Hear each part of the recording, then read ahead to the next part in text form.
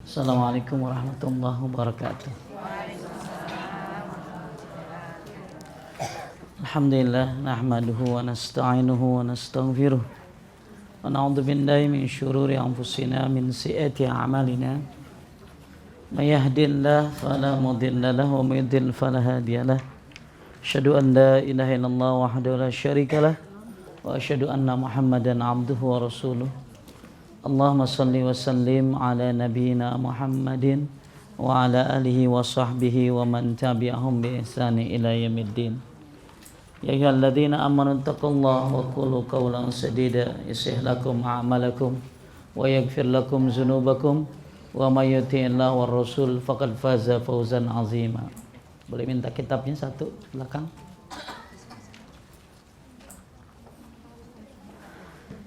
Ya. Baik ibu-ibu sekalian, muliakan Allah, kita lanjutkan pembahasan ensiklopedia sholat. Mudah-mudahan dengan bahasan kitab ini Allah mudahkan kita untuk bisa sholat lebih baik, lebih khusyuk, lebih tuma'ninah, dan berharap dengan sholat ini amal kita yang lain pun jadi benar, jadi bagus. Makanya perlu diperhatikan, dicermati, karena ini amalan sehari-hari. Sampai halaman berapa sekarang? 333.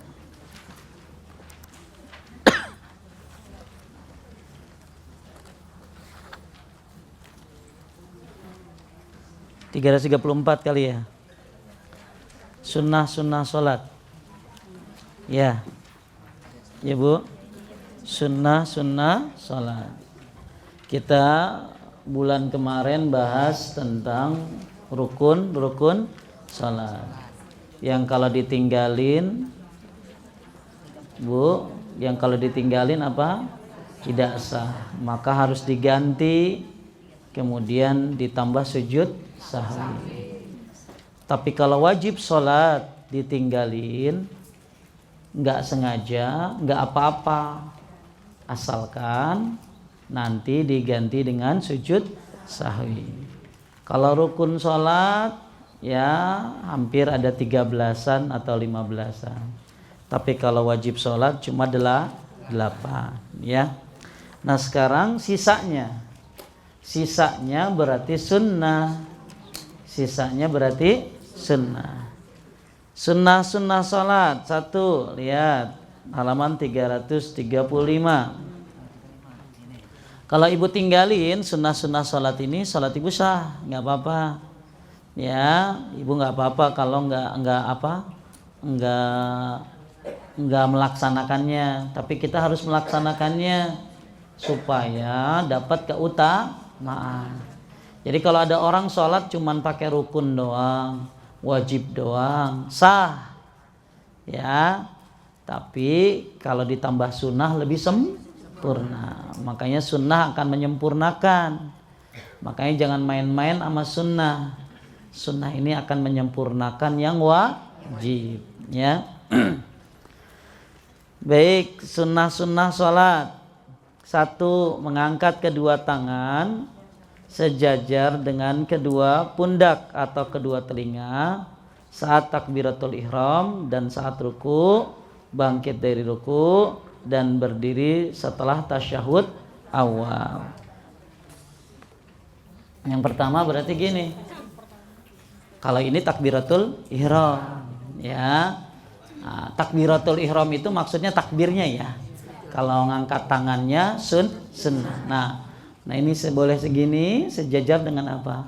Telinga atau sepundak. Allahu Akbar. Ya. Kapan ngangkat tangan itu? Satu, lagi apa tadi? Mulai sholat. Allahu Akbar. Satu nih. Dua, mau ruku. Allahu Akbar atau Allahu Akbar. Ya, dua. Tiga. Sami Allah liman hamidah, ya. Kemudian nanti sujud enggak. Ya, sujud enggak. Sujud enggak. Nanti rakaat kedua enggak perlu gini lagi. Langsung begini. Nanti mau ruku, angkat lagi. Bangkit dari ruku, angkat lagi. Ya. Nah, nanti ngangkat lagi kapan? Ketika rakaat ketiga setelah tasyahud awal. Jadi ibu habis tasyahud awal langsung bangun, Allahu Akbar. Ini hukumnya apa? Sunnah. Ustadz, kalau ada yang sholatnya kagak pakai ngangkat tangan, sah. Karena ini hukumnya apa? Sunnah. Ya. Tapi kalau dia make ini, insya Allah akan menyempurnakan keutamaan sholatnya. Jadi ngangkat tangan itu 4 keadaan. Ingat, bukan 4 kali. 4 keadaan. Kalau 4 kali nanti 4 doang dong. Kalau 4 keadaan kan lagi mau ruku, pertama lagi mau takbiratul ihram, 2 mau ruku, bangkit dari ruku, mau sujud nggak usah, ya, terus bangkit enggak juga, tapi pas mau ruku rakaat kedua ngangkat tangan juga, sami Allah lagi ngangkat tangan, nanti pas tahiyat awal naik kemana? Ke atas, Allahu Akbar. Nanti mau ruku gitu lagi. Jadi pokoknya cuman berapa tadi? 4 keadaan. Ustadz, ada orang kalau mau sujud begini, Allahu Akbar. Ada orang kalau mau sujud ngangkat tangan, nggak apa-apa. Itu juga ada dalilnya. Cuma nggak boleh jadi kebiasaan. Paham Bu? Jangan heran kalau ada orang begini Bu. Lihat. Kalau tadi kan kita belajarnya gini. Lihat. Allahu Akbar. Allahu Akbar. Sami Allahu liman hamidah. Terus ya berapa keadaan tadi? 4 keadaan. Nah kalau sekarang enggak. Setiap turun naik dia ngangkat tangan. Allahu Akbar. Allahu Akbar. Sami Allahu liman hamidah. Allahu Akbar. Mau sujud juga ngangkat tangan. Pas rakaat kedua pun Allahu Akbar. Ya, itu enggak apa-apa. Dalam riwayat yang lain. Kenapa yang tenar cuma 4 keadaan? Karena riwayatnya Bukhari. Tapi kalau yang setiap turun naik, itu riwayatnya setahu saya ada di dalam kitab Al-Wajiz, ya, antara riwayat Abu Daud atau Ibnu Majah. Intinya boleh, tapi kata Syekh bin Shalih Al-Utsaimin tidak boleh jadi apa tadi? Kebiasaan.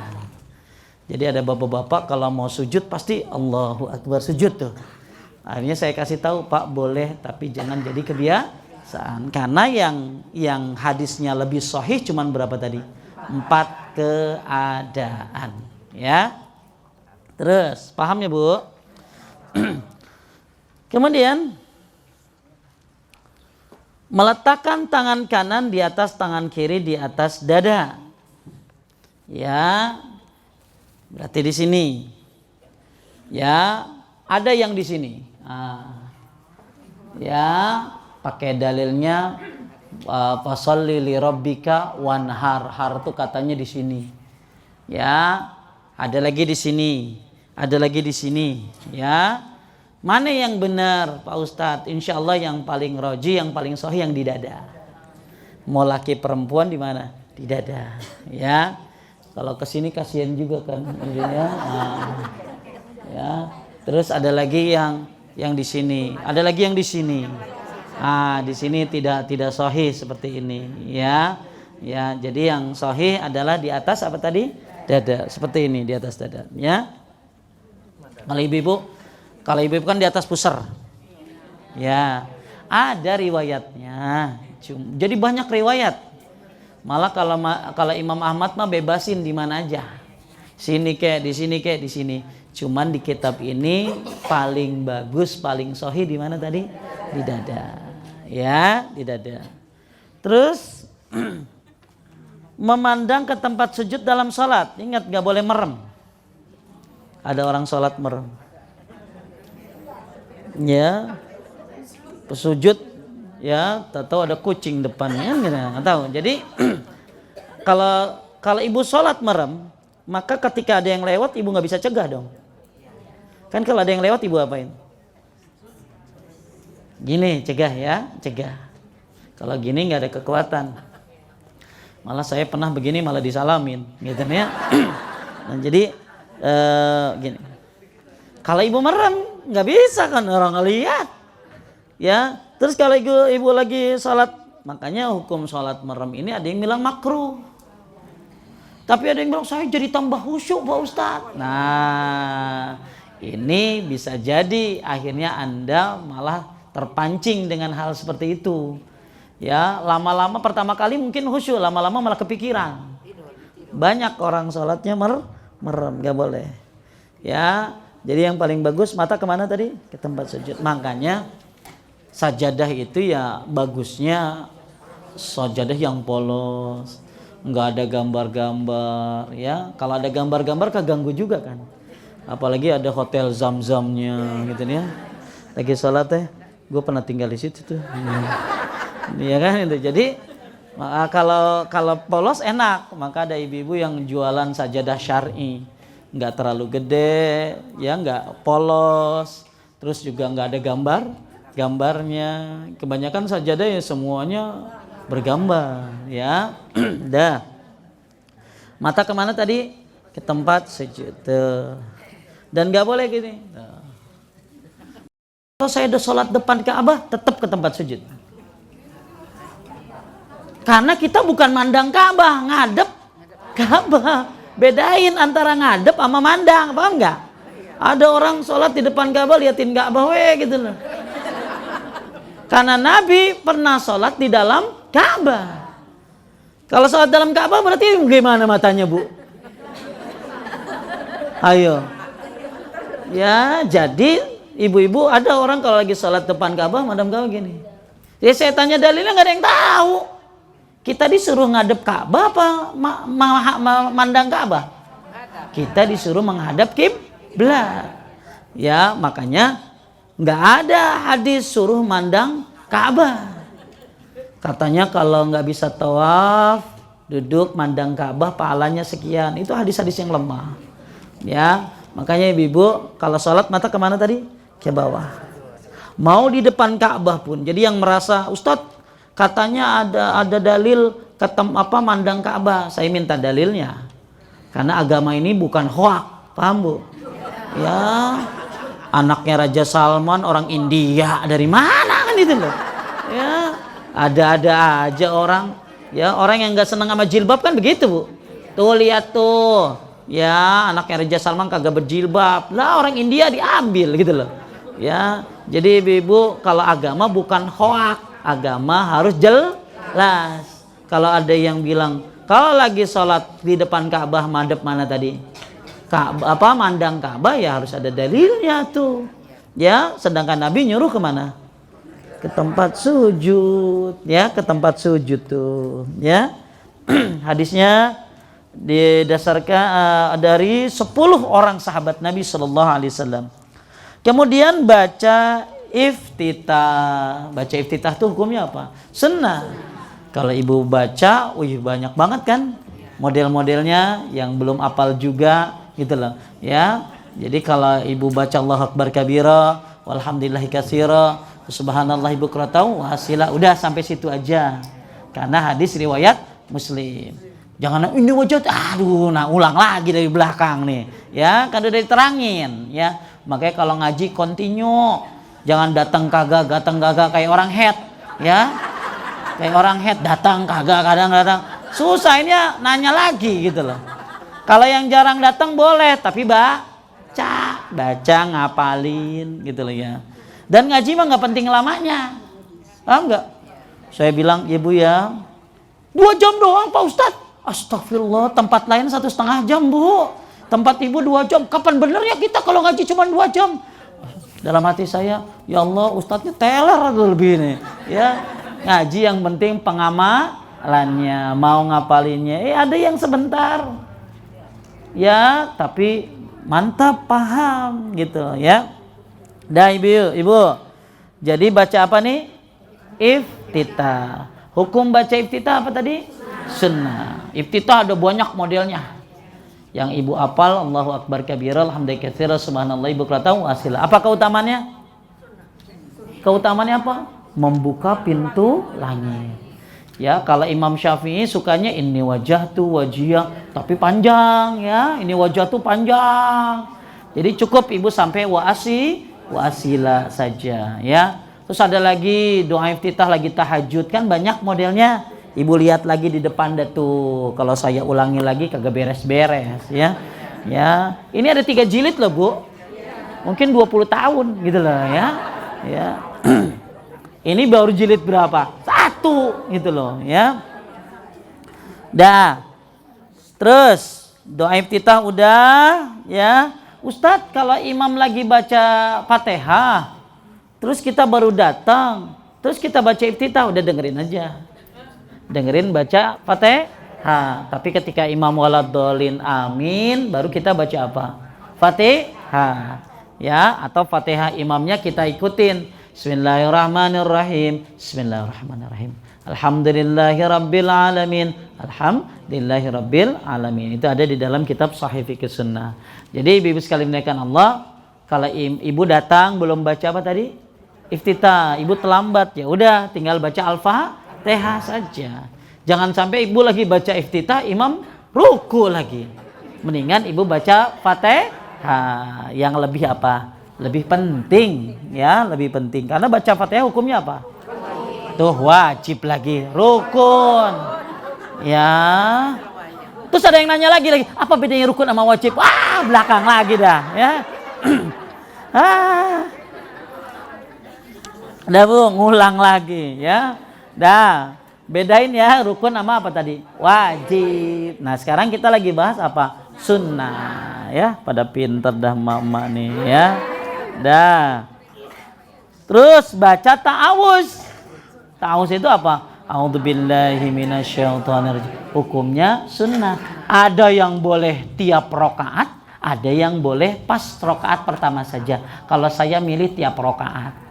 Kenapa? Karena mau baca Al-Fatihah. Ya kan, wa iza quri'al Qur'an fasta'iz billah. Kalau mau baca Quran, maka bacalah a'udzubillahi minasyaitonirrajim. Ada juga ya, kenapa Pak Ustadz? Karena kan habis baca Fatihah kita kan ruku, sujud, kepotong kan? Kepotong. Jadi kita mulai lagi nanti baca apa lagi? A'udzubillahi minasyaitonirrajim. Enggak apa-apa kalau bacanya tiap apa tadi? Rakaat. Tapi ada juga yang cukup di mana? Di awal saja. Jadi pas habis baca apa? Iftitah langsung baca apa? A'udzubillahi minasyaitonirrajim, lalu baca Al-Fatihah. Tapi kalau yang mau baca tiap apa tadi? Rakaat boleh silakan karena mau baca Al-Fatihah, mau baca Al-Qur'an kan. Ya. Kan tadi udah di awal Pak Ustadz, kan udah kepotong. Kepotong sama ruku, kepotong sama sujud ya. Jadi ulama terbagi menjadi 2 pendapat. Baca Fatihahnya di awal saja atau setiap apa? Rakaat ya. Apalagi yang godaannya gede. Setan terus menggoda. Udah baca a'udzubillahi minasyaitonirrajim. Kemudian membaca basmalah bismillahirrahmanirrahim ya. Kemudian mengucapkan apa? Amin. Nah, amin ini hukumnya sunnah nih. Jadi ibu-ibu waladdallin amin. Boleh A-nya panjang, min-nya panjang. Ada lagi waladdallin amin. Nah, kalau di Mekah begitu tuh. Ya, nggak apa-apa. Tapi saya pernah tuh ke daerah mana? Waladdallin amin. Jadi berhenti dulu gitu ya. Ya, harusnya langsung aja. Tapi ada jamaah saya waktu itu pernah pergi ke Cina. Di Cina ternyata aminnya di hati, Ibu. Makanya Bapak ini kan pergi ke Cina. Waladdallin. Lah dia kan biasa. Amin. Satu masjid dia doang yang sendiri amin. Akhirnya orang-orang pas rakaat kedua sholat subuh tuh. Pas rakaat kedua juga waladdallin amin. Kan udah biasa. Akhirnya habis sholat orang Cinanya nerangin ke dia, dia kagak ngerti. Ya. Dia ngerangin pakai bahasa Inggris kagak ngerti juga. Ya senyum-senyuman aja dah. Makanya kalau udah kagak ngerti senyum aja kan itu loh. Akhirnya ditanyakan nama saya. Oh ternyata ada salah satu mazhab namanya mazhab Abu Hanifah, itu aminnya di hati. Aminnya di mana? Di hati. Tapi yang benar diucapkan. Kan udah belajar hadisnya, ya. Ada lagi yang begini, Bu. Waladhdallin Rabbighfirli wali walidayya amin. Nah itu hadis-hadis yang lemah kayak begitu tuh. Jadi habis waladhdallin langsung amin. Ya, karena ada bapak-bapak di kampung dia bilang begini, waladhdallin. Dia kan langsung amin. Yang lainnya enggak, pada Rabbighfirli wali walidayya amin. Nah itu riwayat-riwayat yang lemah, ya. Makanya pokoknya habis waladhdallin apa tadi? Amin. Dan hukum baca amin sunnah. Kalau ibu baca tafsir Ibnu Katsir tentang makna amin, Masya Allah. Amin itu ternyata banyak, amin itu dalam sekali maknanya. Artinya apa? Kabulkanlah. Kemudian nomor 8, kalau perempuan nggak baca kencang ya. Kalau perempuan bacanya pelan, kedengaran sendiri atau minimal bergerak apa? Bibir, ya. Nggak boleh ya sholat bengong, diem. Di hati enggak. Sholat tuh bergerak apa tadi? Bibirnya. Kemudian membaca satu surat Al-Quran untuk baca Fatihah. Setelah baca Fatihah pada 2 rakaat pertama dan baca Quran yang paling mudah. Ibu-ibu jadi rakaat pertama kedua habis baca Fatihah baca apa? Baca surat. Ya, kalau baca surat tuh ada 3 model. Pertama yang panjang. Yang panjang ini subuh. Ada yang sedang ini duhur, asar sama isya. Ada yang pendek, kebanyakan maghrib. Bukan berarti Nabi nggak pernah baca yang maghrib panjang, enggak. Nabi juga pernah maghrib baca panjang. Baca surat Al-A'raf 206 ayat. Itu dibagi 2. Jadi berapa? 103. Kalau kepanjangan boleh dibagi 2. Yang nggak boleh udah inna atau inna ibu bagi 2. Itu nggak boleh tuh ya. Jadi ibu-ibu kalau ibu mau baca surat, ulangi, ada 3 kriteria yang sering dilakukan oleh Nabi. 1, bacanya panjang. Salat apa tadi? Subuh. Maka kalau bisa subuh panjang. Kedua, sedang. Duhur, asar, isya. Kayak apa Pak Ustadz? Sabis marabbikal a'la. Udah. Ya nggak usah terusin ya. Adalah al-ghasyiyah. Apalagi as-samsh, al-lail. Ya, itu yang bersifat apa? Sedang. Nah, kalau maghrib banyaknya Nabi pendek. Seperti Ibu apa misalnya? Ya, subuh juga Nabi pernah pendek. Nabi pernah waktu sholat subuh rakaat pertama baca zalzalah. Tahu zalzalah? Iza zulzilatil ardu zilzalaha. Rakaat kedua baca zalzalah juga. Jadi boleh sama Bu.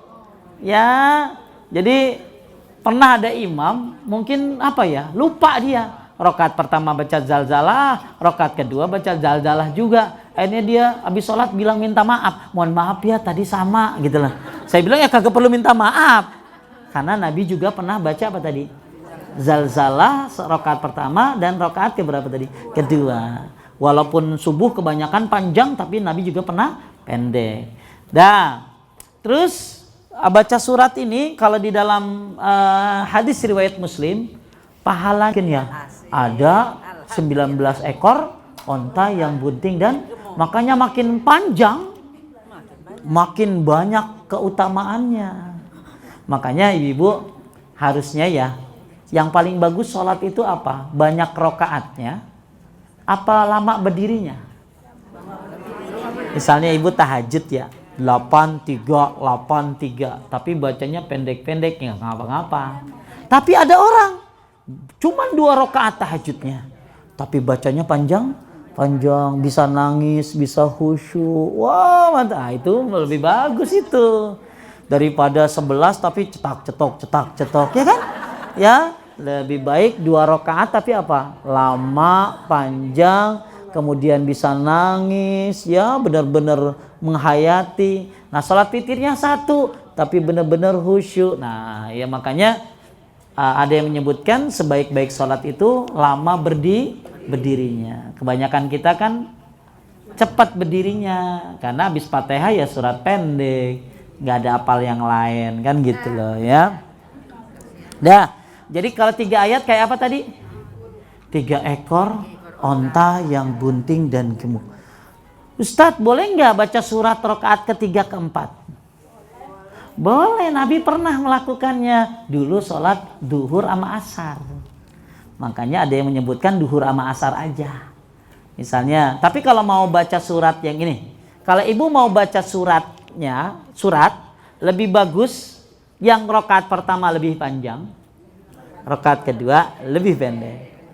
Tapi kalau terus rakaat ketiga keempat baca Al-Fatihah saja.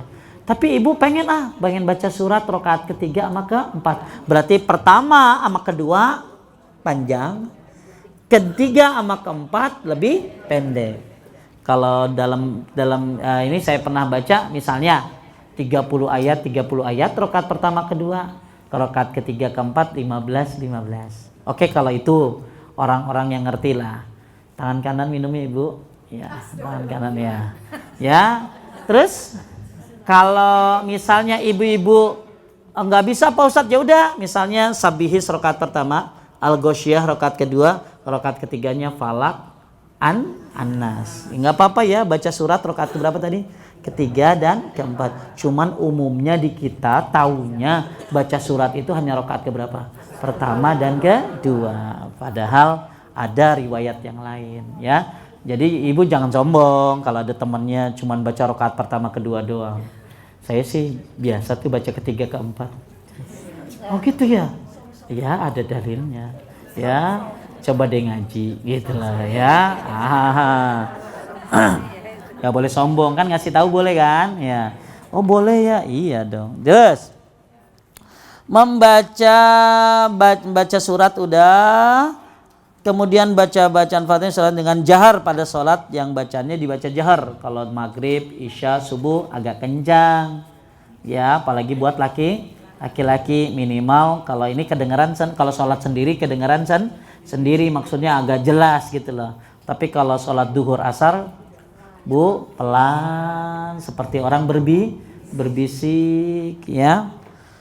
Kemudian nomor 10 ya, bacaan sir kalau sholatnya sir itu apa? Pelan ya, sir sholat apa? Duhur sama asar. Kemudian diam sejenak setelah baca Al-Fatihah dan surat Quran. Jadi habis baca Fatihah kata penulis diam sebentar. Ya, baru baca surat. Habis baca surat diam sebentar sebelum ruku. Ngerti nggak Bu? Waladhdallin amin. Diam sebentar baru lanjutkan. Qul a'udzu birabbil falaq min syarri ma khalaq. Sampai selesai. Wa min syarri ghasikin idza waqab wa min syarrin naffatsati fil 'uqad wa min syarri hasidin idza hasad. Diam dulu. Baru Allahu akbar. Oh, kebanyakan orang enggak begitu kan. Min syarri hasidin kalau bisa min syarri idza hasad gitu loh ya. Nah, enggak boleh tuh ya, enggak boleh begitu. Jadi wa min syarri hasidin idza hasad. Berhenti sebentar. Allahu akbar. Masya Allah. Ya, ada nggak yang begitu di sini? Ada Pak Ustadz. Karena nyeri cangkeng. Jadi ya, jadi itu sunnah. Jadi sunnahnya kapan? Habis baca Fatihah apa tadi? Berhenti sejenak sebelum baca surat. Habis baca surat berhenti sejenak sebelum ngapain? Ruku. Masya Allah. Waladhdallin amin. Maka kalau di Mekah Madinah juga diam sebentar ya. Baru baca inna a'tainakal kautsar fasholli li rabbika wanhar inna syani'aka huwal abtar. Allahu akbar. Ini termasuk sunnah yang ditinggalkan. Ya Bu ya, kebanyakan orang nasyani'aka huwal abtar pasti langsung. Ya, makanya ibu-ibu kalau sholat tenanglah, jangan tergesa-gesa ya. Kemudian Nomor 12, meletakkan kedua tangan seraya mengangkat jari-jari di atas kedua lutut seolah-olah jari-jari itu menggenggam keduanya. Jadi ibu-ibu pas lagi, kita kan lagi bahas ruku nih. Boleh segala sepundak atau sejajar dengan telinga. Allahu Akbar. Tuh, berarti gini nih. Kayak orang genggam tuh, ya. Kayak orang megang. Jangan begini, ya, gini. Ya tuh kayak orang megang gini tuh. Ini sunnah. Ada yang di sini kan? Ada yang jadi kalau bos naik dia begini ke bawah dulu. Katanya sarungnya licin gitu ya. Ya harusnya gini. Nah, ya. Oh, ini kayak orang genggam. Ya. Terus nomor 13, meluruskan punggung saat ruku sehingga apabila dituangkan air di atasnya, air itu tidak akan mengalir. Jadi ibu yang keberapa nih? 13. Ibu yang tahu rata apa enggaknya. Makanya kalau ibu sekali-kali rata enggak sih saya ngaca coba. Karena kan tangan suka beda-beda ya. Ada yang tangannya panjang. Jadi kalau ruku begini. Nah ini berarti kudu diginiin nih kan. Kudu diapain? Kudu ditekuk. Ada yang begini bu. Nah ini terlalu. Airnya jatuh dong. Ada yang begini. Nah ini yang usia tua nggak apa-apa. Ya, yang sakit pinggang. Tapi kalau yang sehat, jadi benar-benar rata. Nah yang tahu kan ibu tuh. Ibu lihat sekali-kali rata nggak ya? Udah rata. Tapi jangan sambil sholat di kaca enggak gitu ya. Ya, maksudnya kapan lagi nggak lagi di depan kaca coba. Oh begini nih, saya pasnya nih. Jadi harus apa? Rata. Kemudian merenggangkan kedua tangan dari kedua sisi lambung pada saat ruku. Nih direnggangin. Nih renggang, ya. Tuh, mau laki mau perempuan. Ya, tuh. Terus membaca lebih dari satu tasbih pada saat ruku dan sujud. Subhana rabbil azim, subhana rabbiyal azim, subhana rabbil azim, atau subhanaka Allahumma rabbana wa bihamdika Allahumma firli. Banyak doa ruku ya, udah pernah diajarin. Kemudian nomor 17 membaca nomor 16 membaca lebih dari mohon ambigro. Kedua di antara nomor sekarang berapa? Nomor 16 membaca lebih dari satu kali dalam mohon maghfirah ampunan kepada Allah di antara dua sujud. Ibu kan habis itu kan sujud kan? Habis sujud kan namanya duduk antara dua sujud. Ibu baca apa? Rabbik firli. Udah itu aja. Kalau Rabbik firli warhamni wazbuni warfa'ani warzuqni wahdini wa'afini wa'fu'ani, terjadi perdebatan. Apakah itu hadisnya sahih atau tidak? Makanya yang paling gampang cuman apa? Rabbik firli. Itu mau udah pendek sahih lagi. Ibu suka yang mana? Dengan Rabbik firli. Ya, dah. Cuman berapa kali tadi? 2 kali. Ada yang membolehkan boleh sampai 4 kali.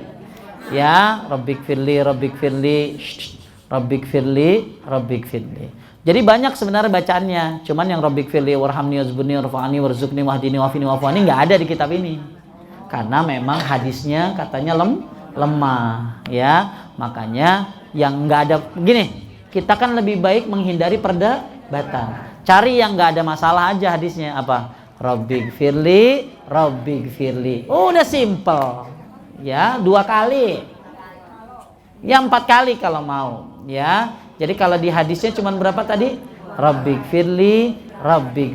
Udah itu doang. Ya.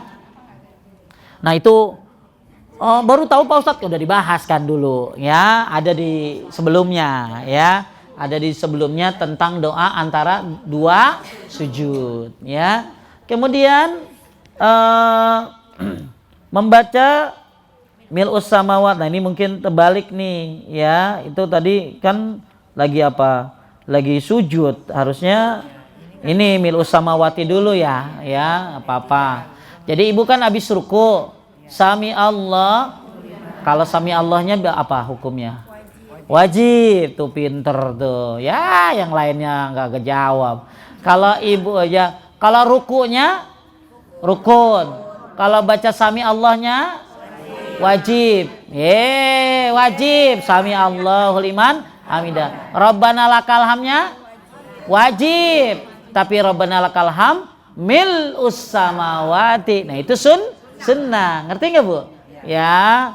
Nah ini kalau yang connect menyambung deh tuh ya. Nah. Jadi mil'us samawati wa mil'ul ardi wa mil'u masyita min syai'im ba'du. Hukumnya apa tadi? Sunnah. Ulangi. Nih. Awas salah. Rukunya rukun.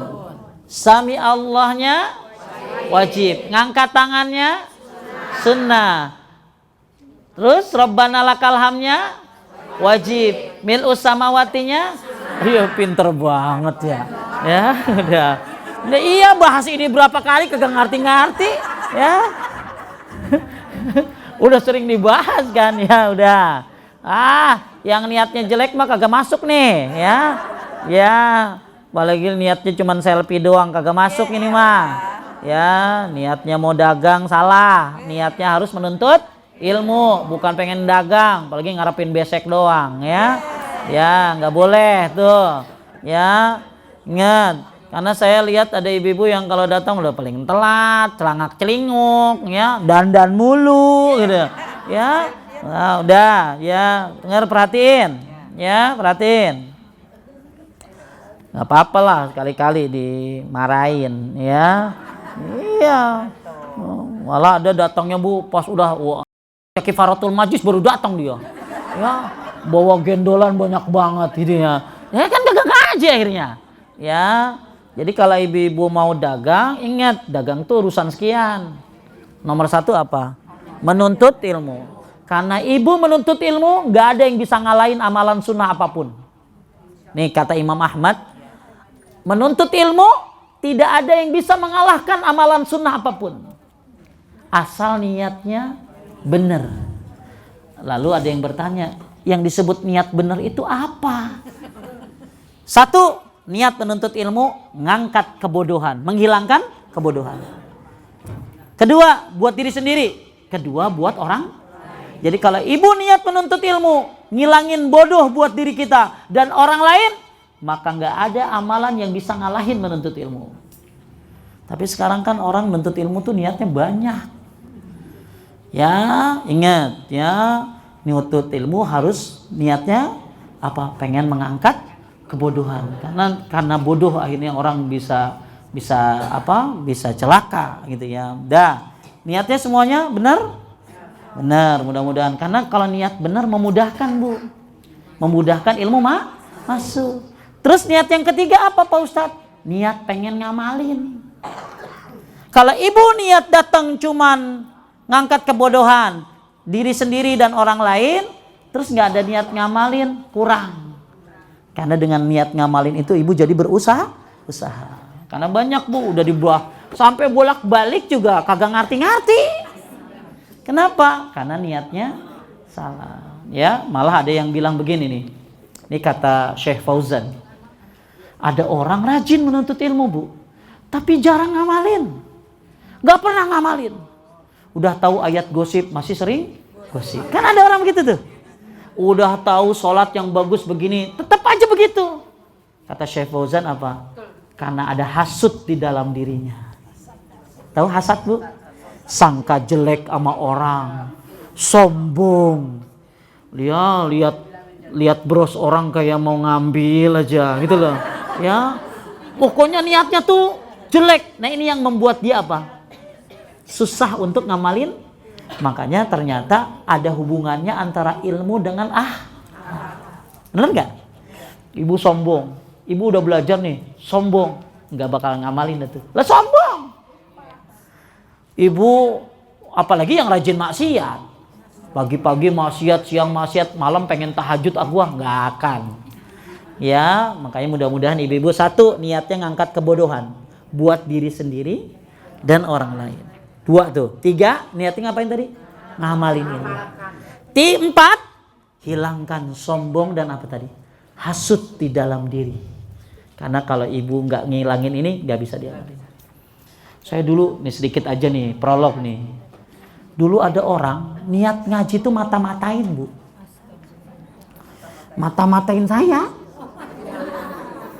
apa yang diajarinnya, apa, terus dilaporin ke gurunya, akhirnya bikin macam-macam. Padahal kan saya mah cuma ngajarin Quran hadis, ya. Akhirnya orang itu ya ketahuan, ya saya bilang ya silakan aja mata-matain, orang kita kagak macam-macam kok, ya, kita kagak bawa panci, gitu ya, ya, ya, ya.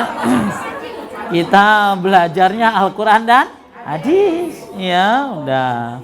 Jadi ibu sekalian muliakan Allah, benahi nih niatnya. Insya Allah kalau ibu benahi niatnya masuk ilmunya, ya.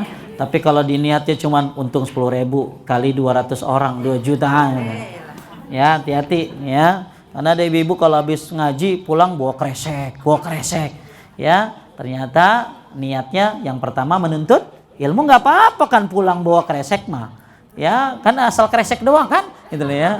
Ya. Kalau ada isinya ya nggak apa-apa, yang penting niat awalnya apa tadi, menuntut ilmu, ya. Ada lagi pengajian niatnya seragam. Setiap pengajian Senin kuning, ya, pengajian Selasa hijau, ya. Ya, akhirnya begitu lagi foto-fotoan, yang pakai seragam aja, yang nggak pakai seragam kan. Nah, makanya kita mah nggak usah pakai seragam. Kita mah akidahnya seragam. Akidah Ahlus Sunnah wal Jamaah, memegang Al-Quran dan hadis dengan pemahaman para sahabat Nabi Sallallahu Alaihi Wasallam. Dah, terus ya intermezzo, ya. Terus membaca apa tadi? Nomor 18 sekarang. Meletakkan kedua lutut sebelum kedua tangan ketika hendak sujud dan mengangkat kedua tangan sebelum kedua lutut ketika berdiri sujud. Ada yang tangan dulu baru lutut. Ada yang lutut dulu baru tangan. Insya Allah dua-duanya boleh. Yang nggak boleh pala dulu, paham Bu? Ya. Nih, kalau lutut dulu kan begini, tak, baru tangan. Ada juga yang apa? Tangan dulu, tak, baru lutut. Ini kan kalau yang muda nggak bisa. Kalau yang muda bisa, kalau yang sehat kan bisa. Kalau yang apa? Ya udah tahu ya. Ya. Pokoknya belah sini ke sini lah ya. Ya. Dah. Jadi kalau misalnya sekarang ibu bisa, kalau saya sukanya apa? Tangan dulu baru dengkul, karena ada riwayatnya juga kan.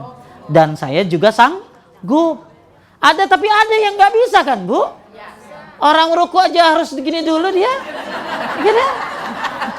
Terus dia maksain, gubruk gitu. Terus karpetnya licin, serosot dia. Ya tiarap jadinya kan gitu loh. Jadi ibu-ibu sesuai kalau saya sanggup tangan dulu baru apa? Dengkul. Ada lagi yang apa tadi? Dengkul dulu baru misalnya gini nih, tangan dulu nih, lihat. Jangan nerangin 2 kali, capek. Lihat. Allah. Nah, tuh. Tak. Ini ngangkat di sini. Kalau yang apa tadi? Tangan dulu. Kalau yang dengkul kan gampang. Kalau yang dengkul mah tinggal apa sih? Tinggal semua orang ya bisa kan gitu loh. Ya. Mah, bener nggak ini? Ini bener. Di sini, ya. Nanya si Emang, ya. Dah tuh, kalau dengkul kan gini dulu. Baru gini. Insya Allah dua-duanya boleh. Tapi kalau saya lebih suka mana tadi? Tangan dulu baru dengkul, karena memang ada riwayatnya. Yang dengkul dulu baru tangan juga ada riwayatnya. Makanya yang sanggup yang mana? Ya, ya kalau udah yang sebelah sini ini, ya udahlah, dengkul dulu, ya. Apalagi yang sop pertama, udah dah, ya. Sop pertama udah.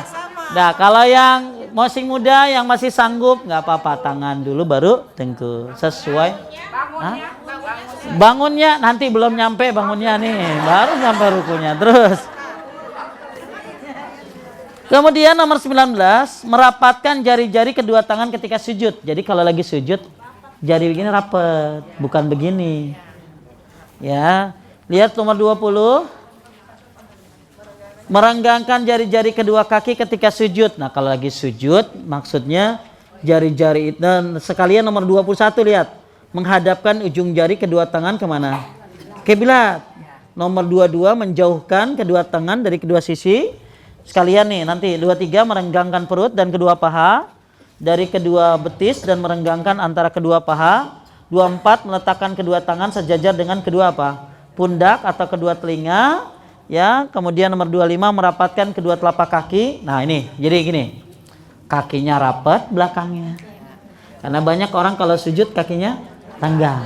Bagusnya rapat. Terus nanti jari-jarinya madhab kiblat kalau yang sanggup. Ini hukumnya apa nih? Sunnah. Kan ada yang nggak sanggup, yang sebelah kanan tadi ya. Jadi kalau misalnya sanggup kan, yang paling bagus tuh jari-jarinya semuanya madhab kiblat. Jempolnya, ininya, kelingkingnya semua. Itu orang-orang yang sehat mantep banget itu. Makanya jangan mau sholat kalau lagi tua. Harusnya dari sekarang, paham nggak? Karena ketika tua udah lemah kan. Makanya yang dulunya sering sholatnya sunnah, begitu tua nggak bisa, dapat pahalanya tetap. Dapat pahalanya tetap. Kenapa? Karena kan udah nggak sanggup. Karena orang sehat, orang sakit pahalanya dihitung lagi sehat. Orang musafir pahalanya dihitung lagi mukim. Maka kalau ibu musafir kan nggak usah qobliyah ba'diyah. Cukup qobliyah subuh, tapi pahalanya tetap dapat karena udah biasa. Nah, ibu biasa lagi muda tuh sholatnya sunnah, oh bagus. Begitu tua kan nggak bisa, tetap dapat pahalanya karena udah biasa dulunya. Makanya yang masih sehat nih seperti sebelah enggak nih, ya, seperti sebelah depan gitu ya. Nanti dikumpulin aja Mbak Sri, ini sono ya. Sono ya.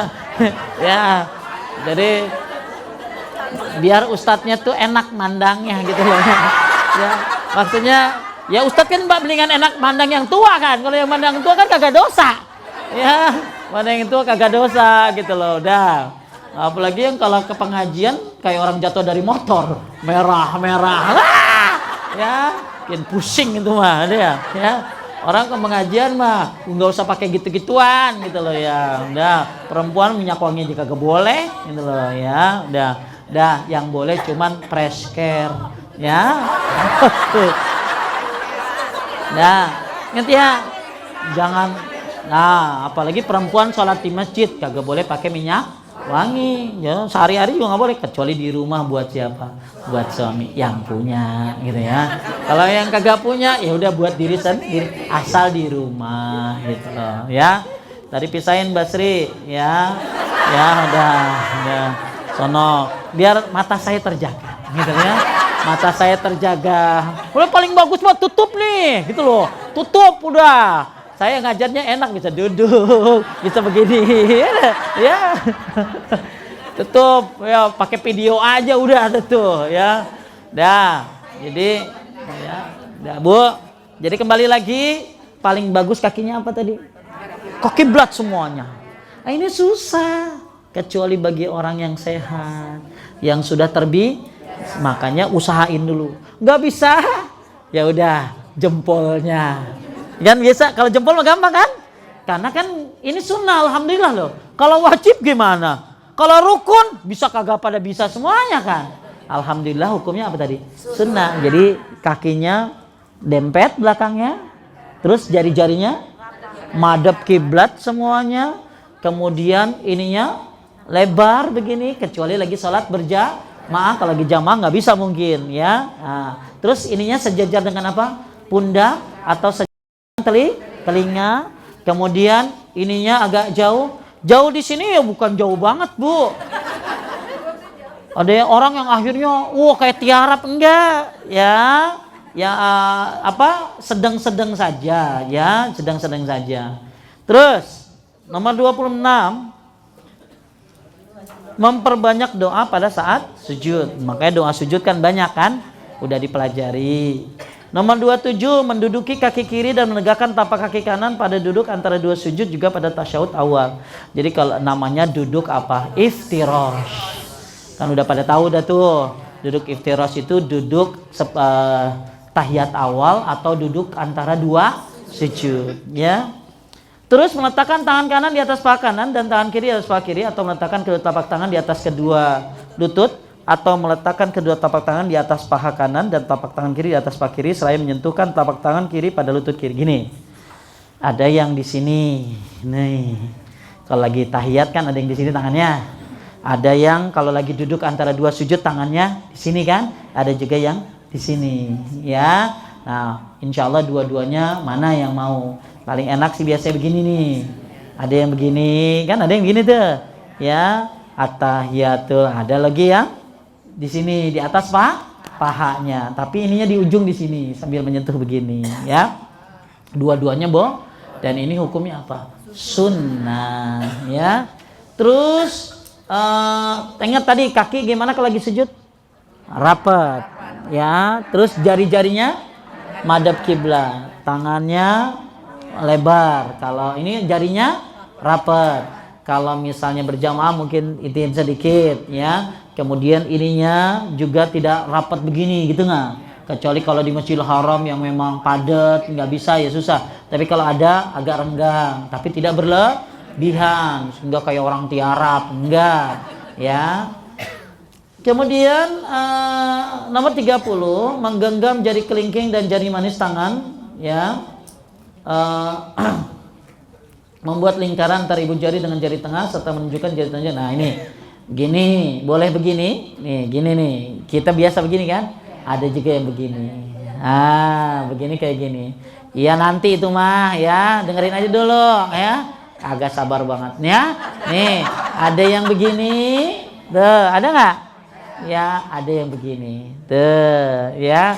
Jadi dua-duanya boleh. Nanti pas at-tahiyat ada yang dari awal at-tahiyatul mubarakatus shalawatut thayyibatulillah. Ada yang tahiyatnya begini at-tahiyatulillah wassalawat wat thayyibat. Kalau di kita tenarnya yang at-tahiyatul boleh nggak apa-apa. Kalau di yang ada lagi yang riwayatnya at-tahiyatulillah wassalawat wat thayyibat seperti itu. Nah, ada yang dari awal begini. Diam aja sampai hamidum majid sampai dengan. Ada lagi yang dari awal gerak-gerak. Ini seperti memukul setan lebih keras daripada dengan besi. Ya, jadi kalau ada orang yang begini nggak apa-apa. Terus kalau lagi sholat, mata kemana? Ke jari sendiri, bukan ke jari orang lain. Orang lain dilihatin tangan yang gerak-gerak gitu, ya. Yang lain. Habis sholat dia ngomong, Pak kalau bisa tangannya lagi sholat diemnya. Emang kenapa? Ganggu mata saya gitu. Ya harusnya lihat tangan sendiri, ya tuh. Terus jangan ngomong begini lagi. Emang gerak 3 kali kagak batal? Belajar lagi, ya.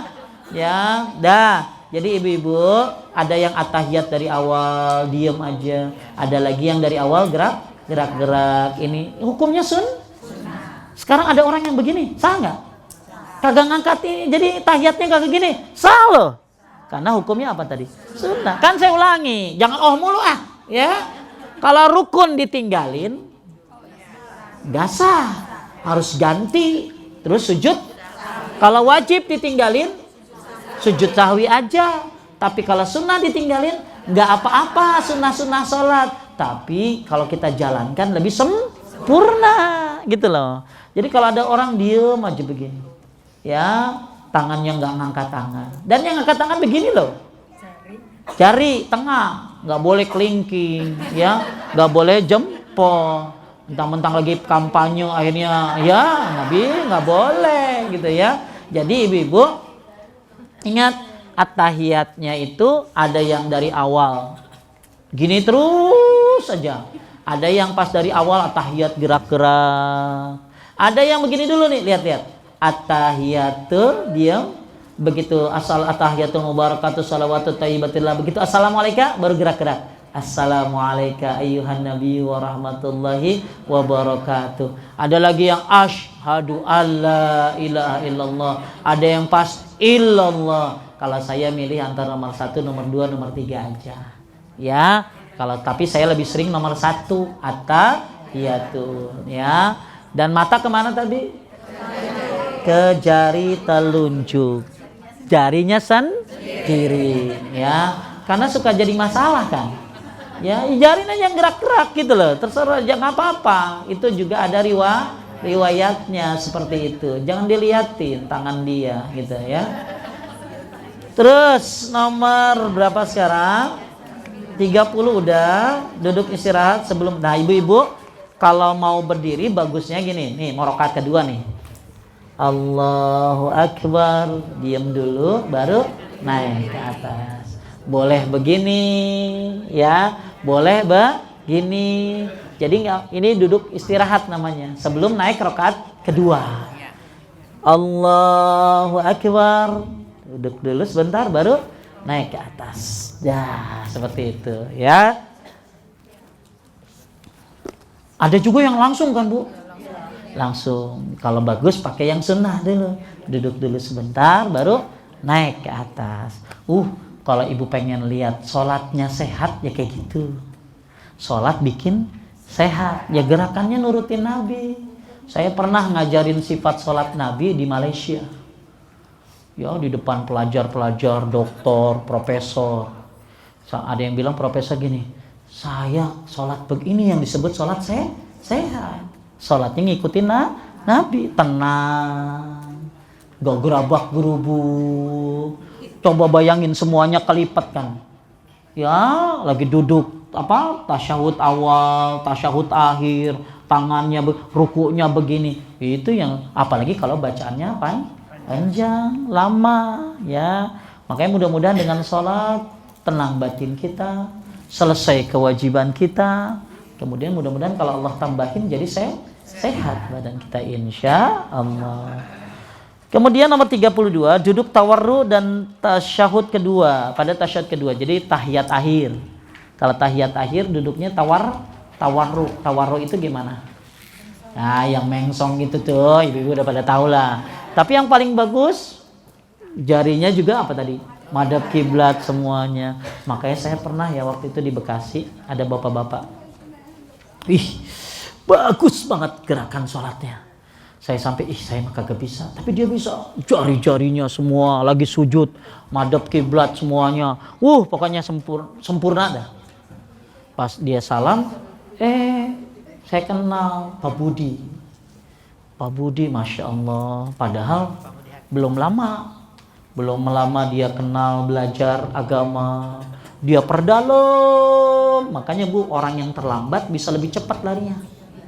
Sama orang yang udah lama Islam tapi lari di tempatnya itu. Banyak kan yang ngaku Islam dari kecil mah, tapi amalannya segitu-gitu aja. Tapi ini enggak, orang ini begitu, dulu preman, ya, tapi begitu hijrah, Masya Allah, maksimal banget sholatnya, ibadahnya. Berapa lama ya Allah cabut nyawanya, meninggal dunia, Masya Allah ya. Terus tapi saya lihat sudah bagus lah dalam segi ibadahnya. Yang lebih hebat lagi Bu, istrinya tuh ya punya anak 2. Yang pertama dicabut lagi nyawanya. Masya Allah ya, itu wanita-wanita pilihan kayak gitu. Sabarnya luar. Gak lama, sebulan atau 2 bulan ya, tinggal 1 berarti sekarang ya. Nah ini mudah-mudahan Allah berikan kekuatan, kesabaran, dan mudah-mudahan jadi amal soleh tuh suaminya tuh. Jadi ibu, ya banyak orang kenal sholat kan Bu, benar gak? Dari dulu kita kenal sholat, tapi bagaimana sholat yang diajarkan oleh siapa? Rasulullah SAW. Jadi sholat itu bukan sekedar sholat, sekedar absen, tapi sholat harus kita mencontoh apa yang diajarkan oleh Nabi SAW. Dan kita harus bisa bedain mana syarat sholat, mana rukun sholat, mana wajib sholat, mana sunnah sholat. Karena dengan begini kita bisa tahu kalau salah di mana, ini gantinya. Betul Bu? Kebanyakan orang yang sholat gitu-gitu aja kan. Ya. Terus nomor berapa sekarang? 33, melihat ke jari telunjuk. Ingat, niatnya ke jari telunjuk sendiri. Ke 34, baca sholawat. Ya, Allahumma sholli ala Muhammad wa ala ali Muhammad ya. Kemudian udah pada tahu. Kemudian membaca doa dan ta'awuz. Allahumma inni a'udzubika min azabi jahannam wa min azabil qabri wa min syarri fitnatil mahya wal mamat wa min syarri fitnatil masihid dajjal. Jangan dajjal doang. Ya, di awal jangan dajjal gitu, enggak ya. Jadi dari awal. Terus menoleh kemana? Ke kanan dan ke diri, kedua salam. Nah, kalau ke kanan ada yang bilang rukun, ke kiri bilang sunnah, ya. Kemudian yang ketiga tujuh, berniat untuk keluar dari sholat dengan selamat seraya mengucapkan salam kepada para malaikat dan hadirin. Jadi ibu kalau ke kanan nih seperti ngucapin salam kepada para malaikat. Assalamualaikum warahmatullahi. Assalamualaikum. Dan nggak boleh tangan begini nih. Assalamualaikum warahmatullahi. Ada tuh yang gitu tuh ya. Ada orang kalau salah ya. Assalamualaikum warahmatullahi. Assalamualaikum warahmatullahi. Lah saya akhirnya samperin tuh si bapak. Pak, boleh tahu kenapa tangannya begitu? Mungkin ada dalilnya. Saya juga kagak tahu Pak Ustaz gitu. Nah, sekarang saya kasih tahu ya. Dulu zaman Nabi ada orang yang begitu. Kemudian dilarang sama Nabi. Berarti nggak boleh dong. Karena udah dilarang. Tapi masih aja yang ngelakuin. Assalamualaikum warahmatullahi wabarakatuh. Assalamualaikum warahmatullahi wabarakatuh. Jadi cukup ini aja. Salam ada berapa biji? Coba. 5. Lihat. Assalamualaikum warahmatullahi wabarakatuh. Assalamualaikum warahmatullahi wabarakatuh. Kedua. Assalamualaikum warahmatullahi wabarakatuh. Assalamualaikum warahmatullahi. Kurangin. Ketiga. Assalamualaikum warahmatullahi. Assalamualaikum warahmatullahi. Keempat. Assalamualaikum warahmatullahi. Assalamualaikum. Kelima. Assalamualaikum ke kanan saja. Ya, diriwayatkan dari Aisyah. Jadi ada 5 model. Selesai sudah. Ini semuanya perkara Coba saya tes dari awal. Wah, rame nih. Ya. Nutup aurat. Iya. Siapa takut nggak bisa, itu salah. Kan ada syarat, ada rukun, ada wajib, ada sunnah. Kalau syarat sholat, ya 1 apa Bu? Islam, balik. Kalau yang belum balik kan nggak apa-apa, belum. Ya terus apa lagi Bu? Menghadap kiblat, menutup suci dari hadas kecil dan hadas, itu namanya apa? Syarat. Ya nggak bisa ibu sholat terserah apa lagi junub, nggak bisa. Itu namanya apa? Syarat. Ulangi. Apa syarat sholat? Islam, balik, hadap kiblat, tutup aurat, suci dari hadas kecil dan hadas besar. Ada yang bilang nomor 6 niat. Niat di mana letaknya? Di hati. Ini namanya syarat. Dah. Terus satu lagi ada yang lupa, nomor 7 apa? Masuk waktu. Gak bisa ibu saking tobatnya sholat duhur jam 11. Gak bisa, harus masuk waktu. Coba sebutin syarat sholat. Islam, balik, kiblat, terus suci dari hadas kecil dan besar, terus niat, terus tepat waktu. Ada lagi yang nambahin apa Bu? Sehat apanya? Akalnya. Kalau orang pikun ya udah nggak apa-apa, nggak sholat ya. Nah itu namanya apa tadi? Syarat. Kalau itu harus nggak bisa ibu sholat pakai celana panjang, pakai rok, nggak bisa, harus menutup.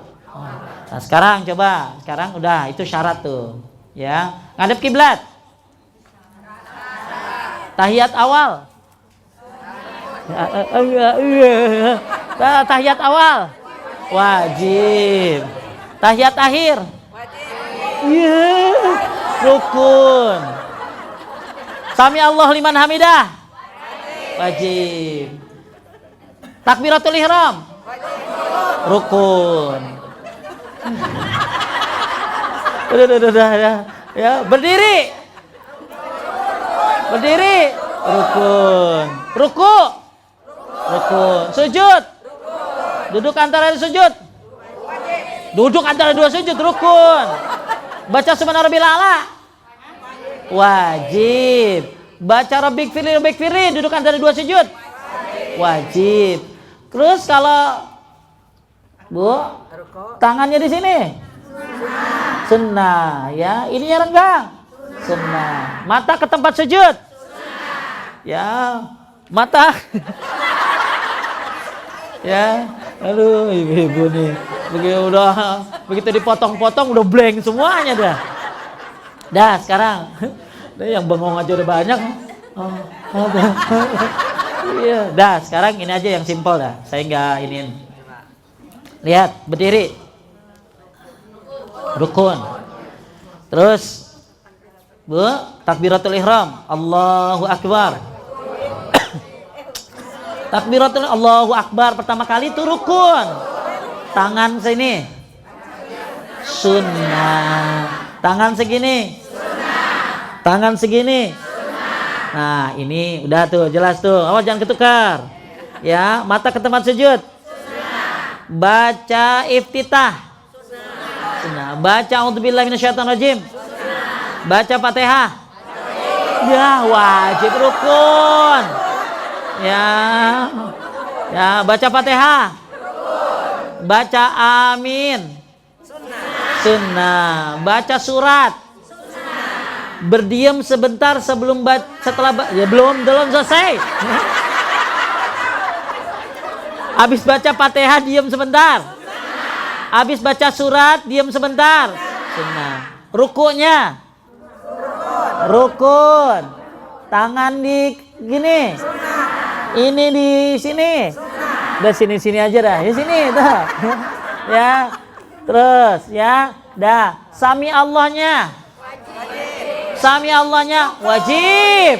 Rabbana lakal hamnya wajib. Mil'us samawatinya sunnah. Iktidalnya rukun. Nah ini paling banyak nih Bu. Lihat, sami Allahnya wajib. Rabbana lakal hamnya wajib. Mil'us samawatinya sunnah. Iktidalnya rukun. Ya. Terus tangan dulu baru dengkul, sunnah. Dengkul dulu baru tangan, sunnah. Terus kemudian begitu lagi, capek dah. Nih. Begitu lagi sujud, tangannya begini, sunnah. Ini lebar, sunnah. Kaki rapat, sunnah. Jari-jari madhab kiblat, sunnah. Subhana rabbiyal a'lanya, subhana rabbiyal a'lanya, wajib. Sujudnya rukun. Sujudnya rukun. Subhana rabbil a'lanya wajib. Duduk antara dua sujudnya rukun. Baca rabbik firlinya wajib. Ya, tuh ya. Terus kemudian naik ke atas duduk istirahatnya. Duduk istirahat sebelum naik ke atas. Nah, sunnah. Terus baca salawatnya. Baca salawatnya. Ada yang bilang rukun, ada yang bilang sunnah, ya. Terus tahiyat akhir rukun, ya. Tahiyat akhir. Terus baca doanya wa min fitnatil masyihid apa? Sunnah. Ke kanan. Nah, ini ke kanannya rukun, ke sininya sunnah. Jadi Ibu selesai sudah antara apa tadi? Ada syarat, ada rukun, ada sunnah, ada wajib. Ibu bisa tes teman-teman ibu yang gak ngaji. Coba deh, tapi jangan niat, bukan sombong. Cin, lu harus tahu mana rukun, mana wajib, mana sunnah. Ya, karena kebanyakan orang sholat ya begitu-gitu aja, tangan kanan minumnya, ya. Jadi banyakan orang yang sholat begitu-gitu aja. Ya, nggak ngerti mana syarat, mana rukun, mana wajib, mana sunnah. Alhamdulillah kalau ibu udah pada tahu. Mudah-mudahan sebelum mati kita udah benar sholatnya nih. Jangan sampai mati sholatnya masih nggak bagus. Jangankan khusyuk, khusyuk mah susah banget kan. Gerakannya aja kagak ngerti. Mana rukunnya, mana wajibnya, mana sunnahnya. Dia pasti sholat gitu-gitu aja. Alhamdulillah, saya senang banget dah bisa ngajarin nih, ya.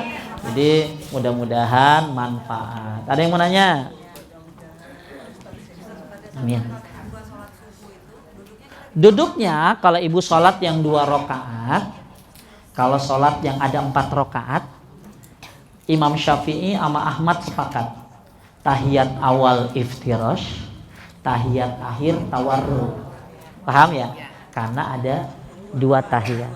Tapi kalau sholat yang cuman ada 1 tahiyat, kayak sholat subuh, Jumat, sholat sunnah ya, itu yang cuman ada 1 tahiyat, maka kalau Syafi'i tetap tawarruk. Kalau Ahmad iftirash. Kalau saya milih iftirash. Kalau sholatnya cuman berapa tadi? Sholatnya cuman ada 1 tahiyatnya. Jadi kalau 2 tahiyat gampang deh tuh. Tahiyat awal iftirash, tahiyat akhir tawarruk. Jangan nanya iftirash apa tawarruk apa, ke laut itu mah ya. Jadi kalau tahiyatnya kayak sholat apa? Coba. Duhur, asar, maghrib, isya, itu kan ada 2 tahiyat. Maka tahiyat awal iftirash, tahiyat akhir tawarruk. Tapi kalau sholat subuh, sholat Jumat, sholat witir yang cuman 1 rakaat, maka kalau Syafi'i tawarruk, kalau Ahmad iftirash. Dalil dua-duanya ada dalilnya. Gak usah dipersisi. Cuma kalau ibu tanya saya milih iftirash. Misalnya sholat apa duha 2 rakaat ya iftirash. Sholat Jumat 2 rakaat iftirash. Ya kalau ada yang tawarruk nggak apa silakan. Dua-duanya insya Allah ada dalilnya. Kalau nggak bisa ditekuk apanya? Nggak bisa tawarruk. Tawarruk apa iftirash? Iftirash kan tahiyat awal gampang. Iya kan tadi hukum jari itu kan tadi dibilangin kalau sunnah Anda nggak bisa nggak apa-apa, yang penting rukun dapat, wajib dapat, apalagi syarat. Ya ini 3 nih, syarat, rukun, wajib. Misalnya kan tadi ibu nggak bisa tangan dulu, bisanya dengkul dulu, ya nggak apa-apa. Ibu nggak bisa belakangnya jari-jari madep kiblat, ya nggak apa-apa. Yang bisa alhamdulillah hukumnya apa tadi? Sunnah, ya. Dah dia nanya dia ngobrol, ngerti kagak? Iya. Ya. Udah dia mah tetap aja di situ, ya. Sebelah kanan udah ya.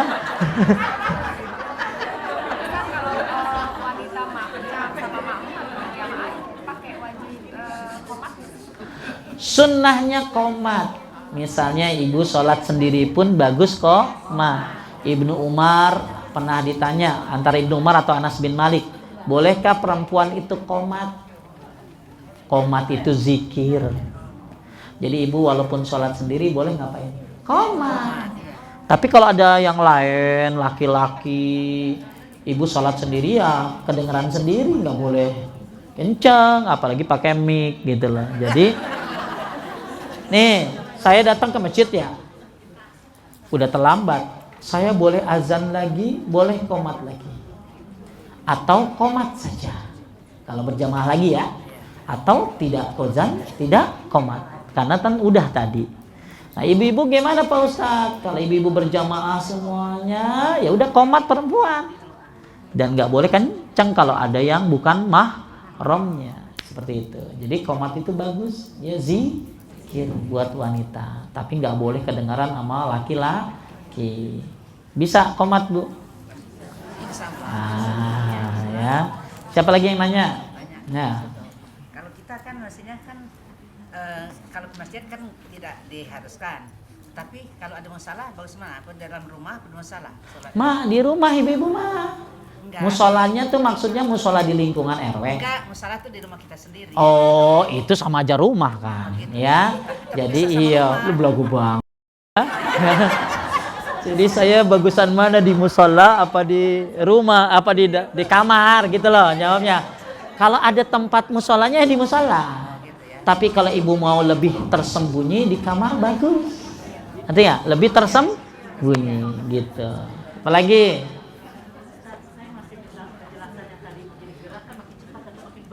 enggak makin cepat makin bagus, enggak. Bukan saya terangin bukan makin cepat makin bagus. enggak. Enggak. Jadi enggak ada yang ngajarin speednya berapa, ngerti nggak Bu? Ada yang pelan, ada yang kenceng, ya. Intinya menggerak-gerakkan jari seperti ini ketika at-tahiyat lebih keras bagi setan daripada pukulan dengan besi. Saya nggak tahu kalau ada yang harus lebih cepat gitu loh.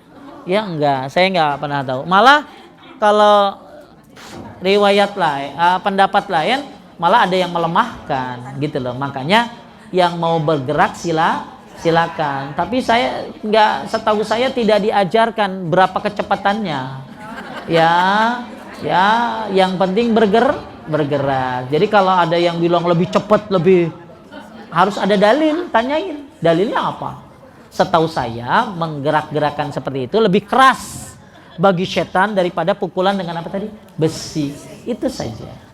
Bukan akhirnya harus lebih cepat, ya.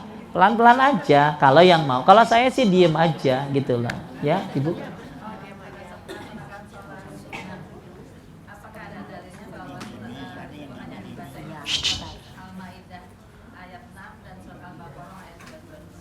Nah, katanya kalau lagi sholat sunnah apa tadi? Wudu, baca Al-Maidah ayat 6 sama baru tahu saya. Makanya Ibu bagus tanya sama dia apa? Mana dalilnya? Dengerin. Nabi itu, Islam agama itu nggak boleh kreatif. Dan hadisnya pun harus sahih. Kadang-kadang kita suka dibemanin ditanya. Harusnya kita tanya sama yang ngasih, bener nggak? Ibu-ibu kan suka dapat ya broadcast ini. Tanya dong sama yang ngasih, mana dalilnya? Kadang-kadang akhirnya malah kita yang ditanya. Ya nggak apa-apa, kita tanya, kita cari. Tapi setahu saya hadis-hadis yang sahih yang menjelaskan sholat ada bacaannya tuh nggak banyak. 1. Qobliyah subuh, kuliah kulhu. Ba'diyah maghrib, kuliah kulhu. Sholat di maqam Ibrahim, kuliah kulhu. Sholat witir yang 3 rakaat, sabihis, kuliah kulhu. Apalagi? Bu, apalagi? Nah, kalau mau dibagi duha wa duha, nggak bener. Iya, sholat duha baca wa duha, kagak bener. Ya, katanya ada ibu-ibu soalnya. Ada ibu-ibu katanya kalau sholat duha baca wa duha ama wasyamsi wa duhaha. Ibu itu kagak pernah sholat duha karena kagak apal wasyamsi ama wa duha. Kan jadi bikin orang itu, Bu. Sekarang saya tanya deh sama ibu-ibu, hukum baca surat apa? Kalau ibu sholat baca Fatihah aja sah? Kenapa harus repot, paham gak? Dan gak ada dalil yang sahih kalau sholat duha baca apa? Wadduha. Lagian kagak ada hubungannya antara sholat duha sama wadduha, namanya doang sama, tapi ceritanya berbeda. Ibu baca tafsir wadduha deh, apa? Ya, nah jadi karena ada orang yang begitu, Bu. Kalau sholat tobat bacanya surat ini, mana dalilnya? Kalau tahiyatul masjid baca surat ini, mana dalilnya? Jadi kita nggak boleh mengkhususkan sesuatu yang tidak diajarkan. Kalau mau baca sholat duha wa duha ya mangga, nggak apa-apa. Tapi jangan bilang kalau sholat duha wajib baca wa duha. Ya, contoh lagi, sholat apa yang ada bacaannya? Bu, sholat apa yang ada bacaannya lagi? Ya, coba. Nah, makanya dibagi 3 tadi. Ada yang panjang, ada yang pendek, sedang, ada yang pendek. Yang pendek apa tadi? Maghrib kebanyakannya. Sedang duhur, asar, isya. Subuh panjang kebanyakannya yang dilakukan oleh Nabi. Jadi ibu-ibu, jadi nah ini makanya ibu tanya, kalau memang sholat apa tadi sunnah wudhu itu, karena di dalam kita ada pembahasan sholat sunnah wudhu, tapi nggak ada dalil-dalil surat yang dibaca dalam sholat sunnah wudhu. Yang ada, ya makanya tanya dalilnya. Jangan minta dalilnya. Ibu minta dalilnya sama dia. Itu yang salah dari kita. Kalau ada sesuatu selalu gampang saja menerima. Ingat, kita harus kritis. Beda kritik sama kritik. Nah itu makanya kalau ada ustadz, coba ibu nanya sama saya, ustadz mana dalilnya? Senang banget saya. Kenapa? Berarti ibu kritis, cerdas. Ya, pernah dulu saya nanya, apa dalilnya? Ustadznya bilang begini, pakai tanya-tanya sia, ya amalkan baik, ya terpercaya ke aing. Waduh, yang nggak boleh begitu dong. Kita mengajarkan anak-anak itu apa? Kritis. Karena ingat, nggak boleh mengamalkan sesuatu yang nggak ada apa? Dalilnya. Kalaupun ada dalilnya, sahih apa enggak? Makanya saya pribadi sangat senang kalau ibu tadi bilang begitu, tanya sama dia. Nanti saya cek hadisnya sahih apa enggak. Gitu ya. Karena di sini kita kan ada pembahasan tentang apa? Salat syukrul wudu atau wudu, salat setelah apa? Wudu. Tapi enggak ada. Kan yang ngelakuin itu sering siapa? Bilal. Bilal kan sering ngelakuinnya sampai sendalnya ada di surga. Tapi Bilal baca apa? Gak ada hadisnya di sini. Ya, makanya kalau nanti ketemu lagi sama dia, tanya, Ustadz boleh nggak minta dalilnya? Kalau sholat syukrul wudu itu baca surat ini, rakaat pertama. Surat rakaat kedua baca ini. Kenapa ibu tanya-tanya nggak percaya? Enggak, pengen lebih yakin aja. Ya, nanti kasih ke saya. Nanti saya bisa jadi ilmu buat saya. Saya terbuka loh. Bisa saja saya belum tahu. Tapi selama saya baca kitab-kitab fikih, yang saya baca, gak ada kekhususan syukur wudu atau sholat habis apa wudu baca surat tertentu. Yang ada apa tadi? Qobliyah subuh, ba'diyah maghrib, terus sholat witir pas yang berapa tadi? 3 rakaat. Sholat di maqam Ibrahim, baca kuliah, baca kulhu. Karena nggak boleh menetapkan sesuatu tanpa dalil. Ya tadi percis kayak sholat duha baca waduha. Ya, terus hal-hal yang dimasuk-masukin seperti itu. Jadi ibu nanti tanya.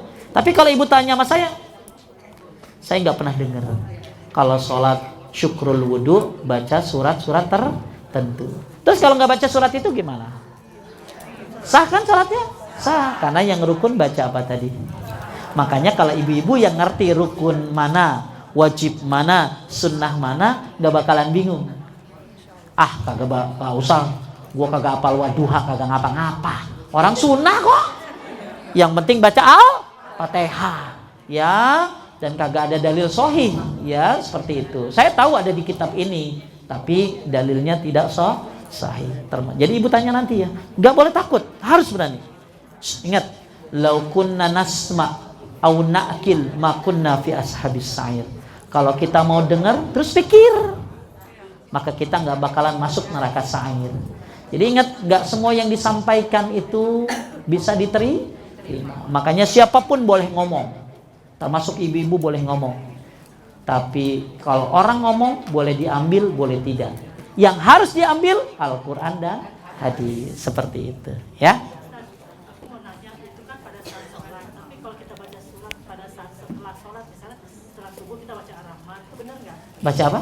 Surat. Enggak ada ketetapan. Malam Al-Muluk itu. Kalau Al-Muluk ada dalilnya. Nih, kayak hari Jumat baca apa? Ada dalilnya. Kalau dulu kan kita Yasin. Nah, ternyata hadis-hadis tentang Yasin banyakan lemah. Intinya baca Yasin mah kapan aja terserah. Tapi kalau mau dikhususkan boleh hari Jumat baca apa tadi? Al-Kahfi. Kan itu ada jelas. Jamnya bagus, Al-Kahfi jam berapa? Ya nggak disebutin jamnya. Masa disebutin jam 5 aja enggak? Maksudnya pokoknya disuruhnya hari Jumat. Ibu mau baca kapan? Malam. Habis Jumatan, pokoknya berakhir sampai sebelum asar. Kan itu hari itu gitu tuh. Kalau nih Bu, nggak apa-apa sebelum terbenam. Dengerin dulu, jangan ngomong, ya. Ntar dulu. Ibu-ibu bacanya kalau hari dalam Islam kapan? Dari maghrib kan? Ibu baca Al-Kahfinya malam, nggak apa-apa yang sempat. Ibu bacanya sore, nggak apa-apa sempat. Tapi yang penting jangan berganti hari, paham nggak Bu? Kalau berganti hari berarti udah lewat dong. Karena berganti hari itu dari mana tadi? Maghrib. Nggak boleh bilang gini, baca Al-Kahfi itu jam 7 malam. Harus ada dalilnya. Nah, ada lagi Al-Muluk. Bagus baca kapan? Sebelum Jadi ada yang ada dalilnya, ada yang enggak. Kalau yang ada dalilnya amalin. Berarti kalau yang enggak ada dalilnya bersifat umum. Ibu baca Yasin ya kapan aja. Ya, enggak harus hari Jumat. Tapi kalau hari Jumat, malam Jumat bagus apa tadi? Al-Kahfi. As-Sajadah sebelum tidur misalnya itu. Apa Bu? Ustaz katanya kalau ada baca surat Waqiah hadisnya lemah. Ya, jadi kalau baca Waqiah katanya rizki, hadis-hadis yang lemah seperti itu. Tapi Ibu baca Waqiah kapan aja terserah kan? Ya, jadi baca Waqiah itu saya tahu riwayat itu dari Ibnu Mas'ud. Ya, jadi Ibnu Mas'ud radhiyallahu an ya tentang baca surat Al-Waqiah. Tapi sayangnya riwayatnya lemah. Iya, Waqiah mah banyak gitu di mana aja ada ya. Terus itu kan membaca salawat atas Muhammad dan keluarganya. Pada saat dulu Nabi Muhammad SAW juga membaca salawat untuk dirinya. iya dong, Nabi kan baca salawat juga. Jadi sahabat itu bertanya, ya Rasulullah, bagaimana cara bersolawat kepadamu ketika Maka Nabi ngajarin. Dan Nabi orang yang ngajarin pasti ngamalin. Dan Nabi nggak mau ngajarin tapi nggak mengamalkan. Makanya salawat yang diajarin Nabi nggak ada sayyidinanya. Karena Nabi memang nggak ngajarin sayyidi. Nah, tapi kalau di luar sholat boleh baca sayyidina. Tapi kalau sholat ya lakuin aja yang diajarin oleh Nabi. Kan sholawat ada di sini. Jenis-jenisnya kayak apa? Ada 8, tapi satu pun tidak ada yang pakai kalimat apa tadi? Sayyidina, gitu.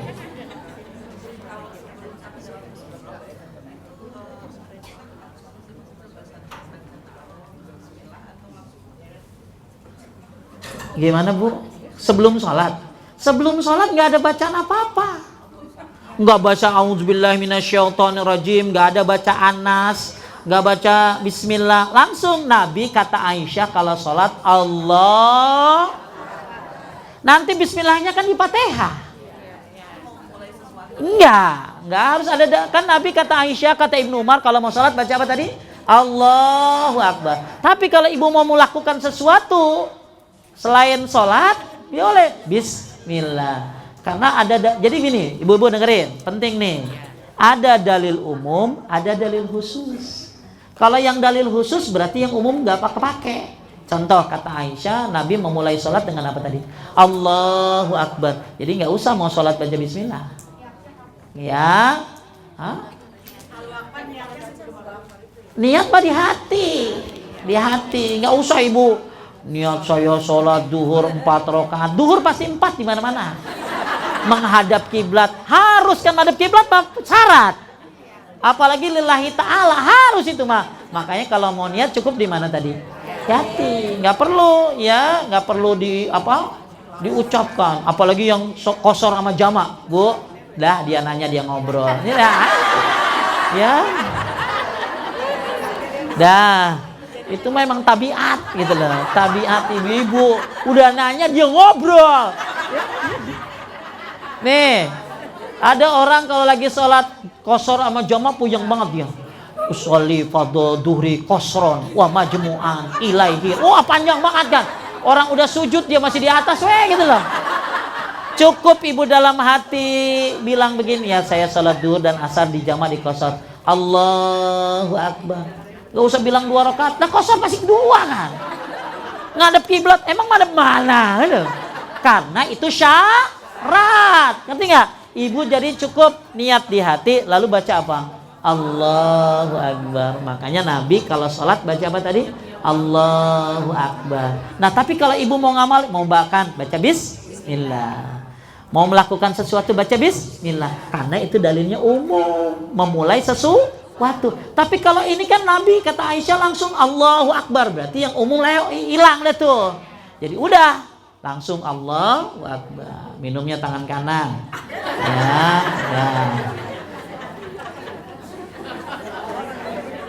Kenapa Bu?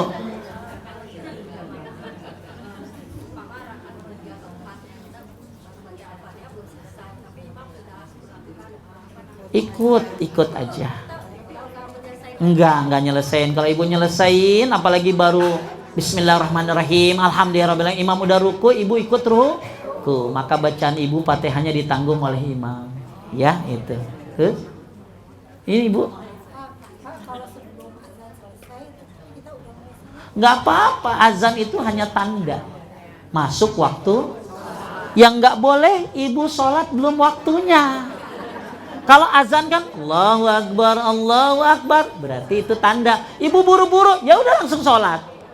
Yang penting sudah dia ngobrol lagi sini. Astagfirullahaladzim. Ibu. Ya Allah, cobaan gini-gini banget ya.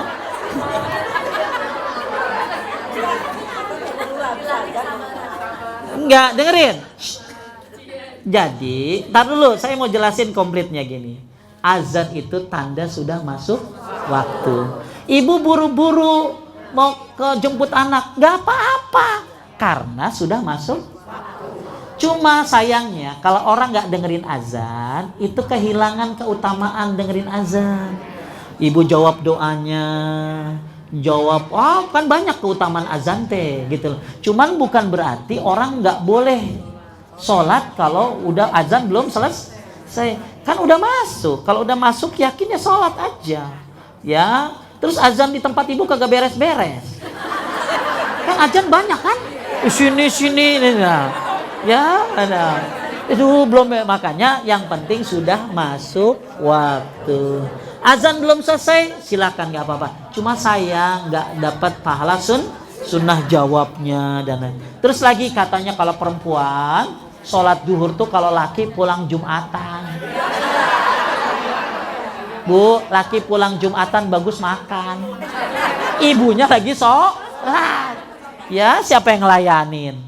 Jadi yang penting sudah masuk waktu gitu loh. Ya lagi loh. Ya, apalagi ibu? Nanyanya jangan yang standar atuh. Apa? Nanya apa? Baru datang ya? Hah? Baru ikut. Oh iya, ya terus.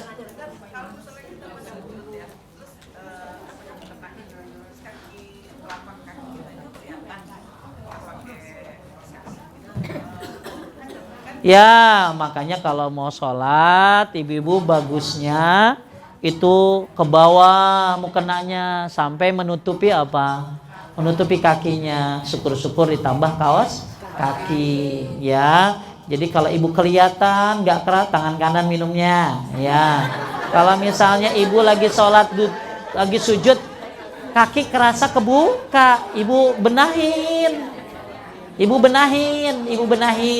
ya, biar nggak jangan ngobrol, ya, biar nggak kebuka, gitu. Ya, itu maksudnya. Ya kalau matiin kipas anginnya, susah banget, ya. Apa Bu?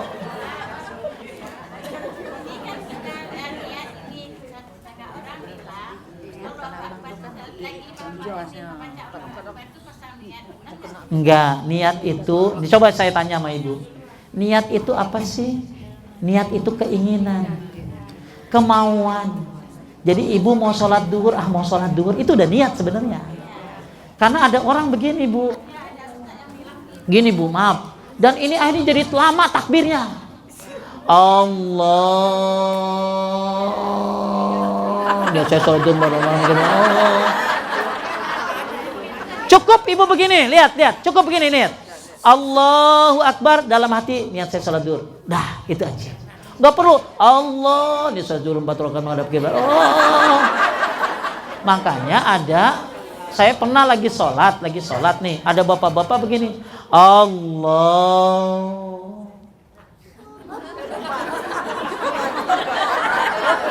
Akbar. Kita kan bingung, ini udah mulai belum gitu ya. Baru buar gitu loh. Karena dia niatnya panjang banget. Jadi ibu-ibu, kalau ibu mau niat lagi, lihat sini, ngobrol mulu. Kalau ibu-ibu mau niat lagi takbir, cukup niat saya sholat duhur. Udah. Allahu Akbar. Di hati niat saya sholat duhur. Enggak usah Allah, niat saya duhur 4 rakaat menghadap kiblat karena Allah Ta'ala. Ya, ini kan panjang banget. Ya, jadi cukup. Ya. Kalau mau niatnya di mana tadi? Lagi takbir. Tapi cukup niat saya sholat duhur. Bu, ibu nggak usah bilang duhur juga. Ibu kan pasti duhur sholatnya. Ya kan? Makanya ada ulama bilang ini, udah niat saya sholat wajib. Udah gitu doang. Niat saya sholat sunnah. Karena duhur pasti di waktu apa? Nggak ada orang maghrib bilangnya duhur kan. Gitu loh. Jadi sesuatu yang sudah umum, sudah biasa, ya nggak usah disebutin. Kayak madhab kiblat kan syarat. Karena Allah Ta'ala, emang karena siapa? Gak usah disebutin itu mah. Jadi ibu cukup kalau mau niat di mana tadi. Lagi takbir, bilangnya begini aja. Allahu Akbar. Niat saya sholat wajib. Atau niat saya sholat sunnah. Gak sebutin duhur Pak Ustadz. Pasti duhur di waktu duhur. Asar pasti di waktu asar. Sekalian taruh nomor telepon ibu. Gitu lah. Ya. Paham Bu? Jadi cukup. Nih, karena ini akhirnya ngeberatin Bu. Agama ini mudah banget loh. Jadi saya tadi pernah sholat Allah. Nah kita kan mau sholat aja deh. Udah baru kita malah. Jadi cukup Allah. Begitu niat gitu, begitu lagi Allah. Niat saya sholat wajib. Niat saya sholat duhur misalnya. Sholat wajib aja udah. Allahu Akbar udah. Malah kalau lihat orang ya sholat Allahu Akbar. Kenapa? Karena niat itu ibu wudhu, udah niat kan? Mau sholat pasti kan? Gak ada, ini ibu buang air besar. Gak ada. Ibu gelar sajadah. Ibu pakai pasti orang tahu mau ngapain. Gak ada, ini pasti mau ke Tamrin City. Lu udah pakai mukena gitu.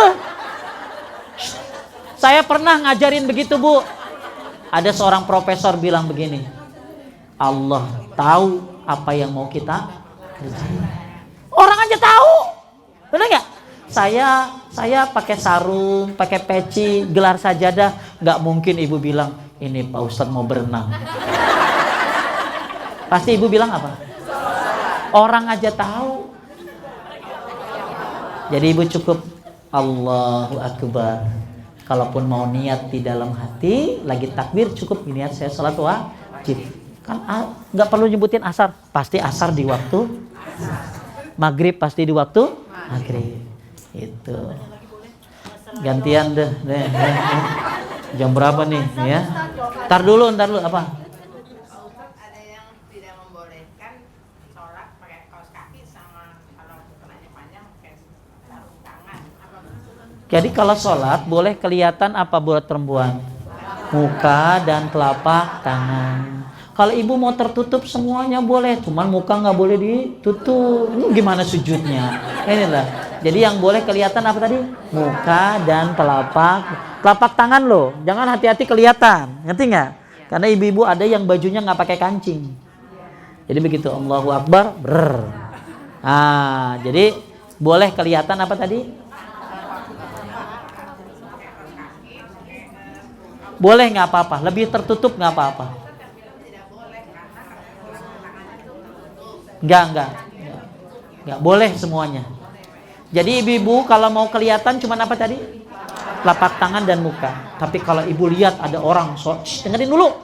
Ibu sholat lihat ada orang pakai sarung tangan, pakai kaos kaki, ini supaya lebih tertutup, nggak apa-apa. Yang nggak boleh nutup apa? Muka. Ya. Terus kalau ibu lagi ya jadi itu seperti itu. Apa ibu tadi? Masalah jawab azan, saya pernah sholat pada saat nunggu waktu, ternyata pakai perekam. Apa perlu dijawab? Nggak perlu kalau yang siaran langsung azannya langsung jawab aja ya. Pak, kalau kita salam ya, itu mata-matanya kemana? Budak atau kemana? Ada itu. Tuh begitu tuh. Sampai kelihatan orang ngelihat ini kita tuh seperti itu. Ya. Ya, Bu.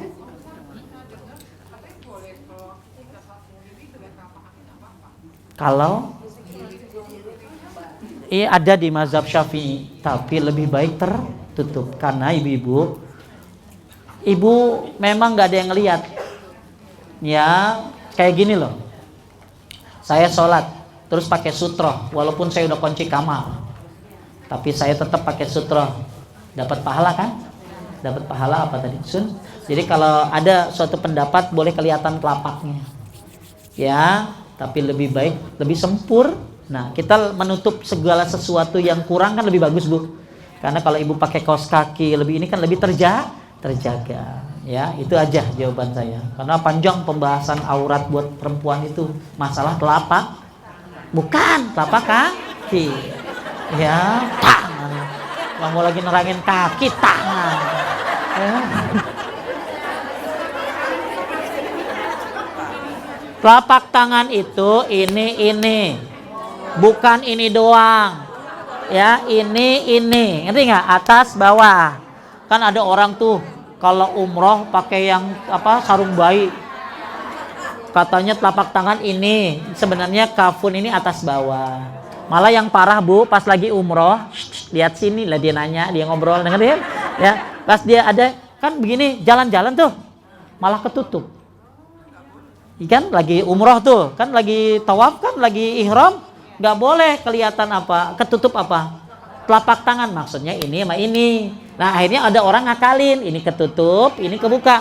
Lama-lama kan karet tuh turun kan, lama-lama ketutup dia segini, malah nggak boleh. Ya, makanya kalau umroh ya udah kelihatan ini aja tuh. Ya, tuh ya, pakai kancing, kalau nggak ada pakai capek nih ya.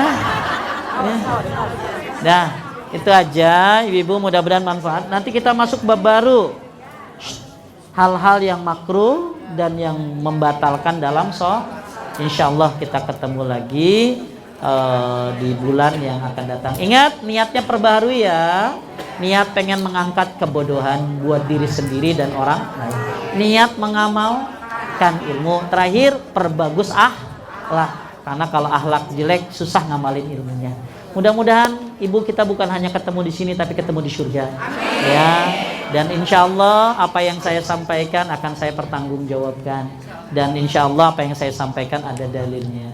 Itu saja, saya mohon maaf kalau ada kesalahan dan kekurangan. Kita tutup dengan doa kifaratul majlis. Subhanaka Allahumma wa bihamdika asyhadu an la ilaha illa anta astaghfiruka wa atubu ilaik. Mohon maaf kalau ada kesalahan ya. Assalamualaikum warahmatullahi wabarakatuh.